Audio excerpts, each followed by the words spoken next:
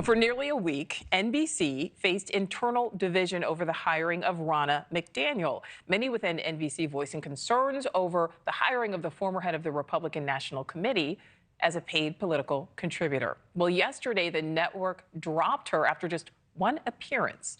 NewsNation's Khalil joins us live. And Joe, this is not case closed because now the fallout over her firing is growing.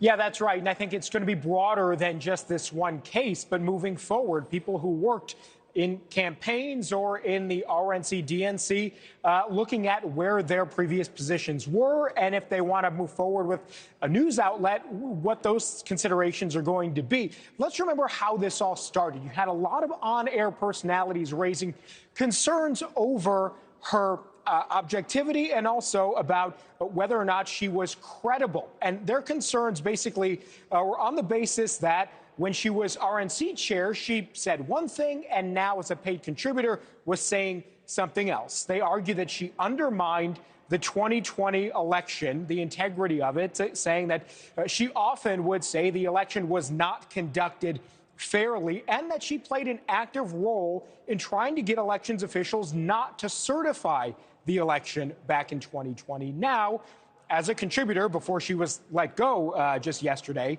she was saying something different, saying that the election was conducted fairly, but that she still had issues with it. And she said that her public comments while RNC chair didn't necessarily reflect her beliefs, but rather reflected the views of the Republican Party and the organization as a whole. This morning, we spoke exclusively with one former RNC spokesperson, Lisa Camuso-Miller, about what McDaniel could have done differently. And Miller basically told us she feels that Ronna McDaniel had more agency than she let on in terms of actually setting the record straight about the 2020 election while she was in her RNC position. Take a listen.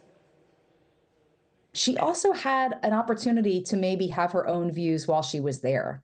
It's one thing to maybe disagree slightly with someone's economic policy. It's quite a bit different to disagree with someone's recreation of what is in fact the truth. And that, I think, is where the line really is drawn. And that's where I think that the decision to bring her on really should have been in very close connection with all of those political journalists that know and have followed her career.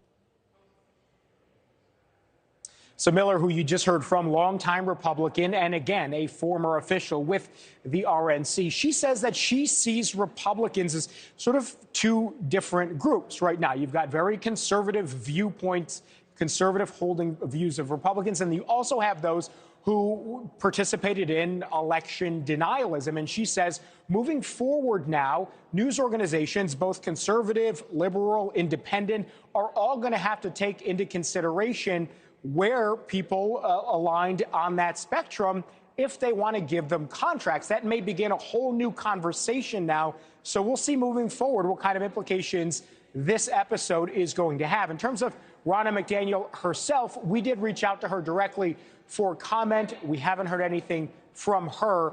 We hear from people around her. It is entirely possible that this ends up in litigation, but at this point, not entirely clear. All right. Khalil, live for us. Thank you.